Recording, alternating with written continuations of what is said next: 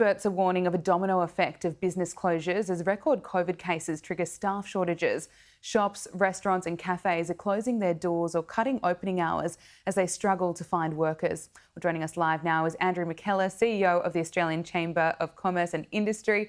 Andrew, thank you for your time. My heart goes out to all the businesses struggling again during a time which was meant to be a time they were recovering and booming. Could this have been prevented? Well, look, good morning. Yes, it's a very challenging situation that many businesses are facing. Obviously, we've got a situation of very high, unprecedented levels of community transmission at the moment. And whilst the definitions of a close contact have changed in the past couple of weeks, the reality is that many people, many employees, are being taken out of the workforce because they are family contacts or they have COVID directly. We have to recall at the moment we now have more than 250,000 active COVID cases out there in the community. That's 1% of the Australian population at the moment, and that's taking a lot of people out of the labour force. So it's having a real impact on business at the moment, and we've got to be concerned that that could reflect the economic situation over the coming months. What will be the flow-on effects from this? How do you suspect this is going to impact the economy? Well, clearly, business wants to do everything it can to help stem the tide and help us get through this current wave that we're experiencing. I think the fundamentals have been strong up until now, and we saw the announcements coming out of National Cabinet yesterday. To be fair, it wasn't what business was looking for. We were looking for a situation where things like rapid testing would be freely and widely available, including to small business, because small business wants to ensure, and business more generally wants to ensure, that employees have safe and healthy workplaces, and that we can do what we can to stem the tide, to prevent transmission of the virus in the workplace, keep more people at work if possible, and ensure that they have that safe environment. Now, clearly governments are saying we are entering into a different phase. We do have to increasingly live with COVID, and the focus is going much more onto the management of the pressure on the health system. So business obviously will work with that, but there are some important steps that I think we will still be looking for as we move through this next phase.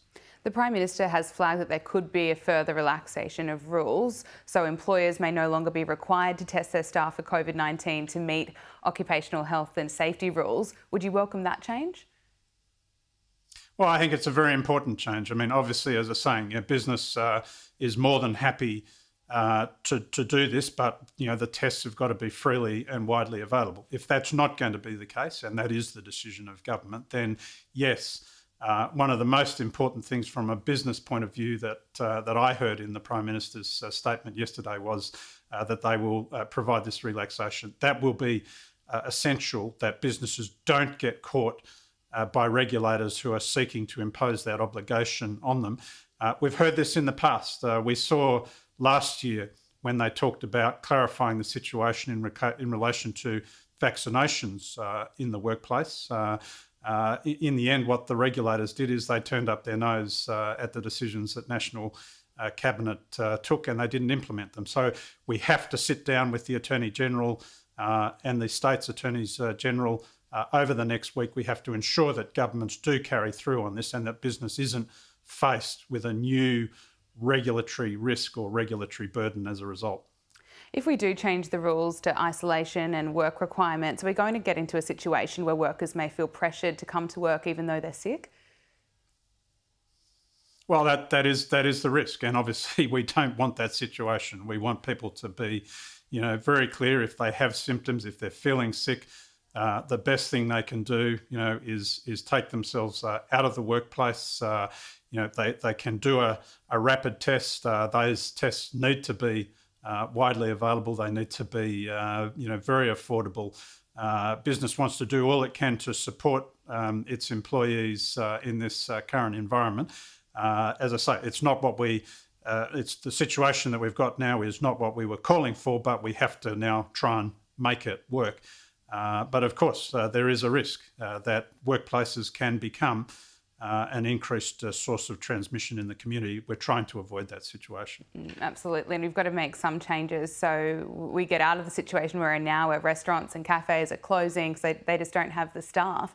Do you think the government should be boosting businesses and providing further economic support to businesses that are struggling right now? Well, it's a very difficult situation for those businesses. So in many cases, they already have labour shortages. Now they're facing a situation where they're losing more staff because they're close contacts or they're infected. Obviously, we have to hope that this unprecedented level of infection that we're seeing at the moment will subside in the coming weeks.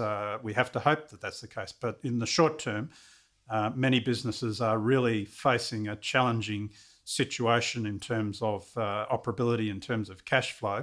And frankly, now there's not a lot of additional support out there for those businesses to keep them going in this very difficult phase. So it's a challenging time. There are no easy answers, and we've just got to hope that business will be strong enough to get through this next phase. Incredibly tough time. We have to leave it there. Andrew McKellar, thank you so much for your time. Great, thank you.